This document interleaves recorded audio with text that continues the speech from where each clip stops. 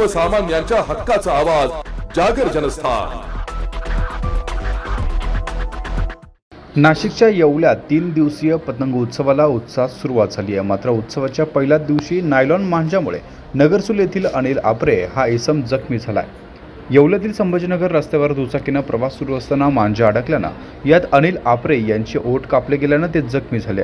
त्यांना उपचारासाठी स्थानिक खासगी रुग्णालयात दाखल करण्यात आले।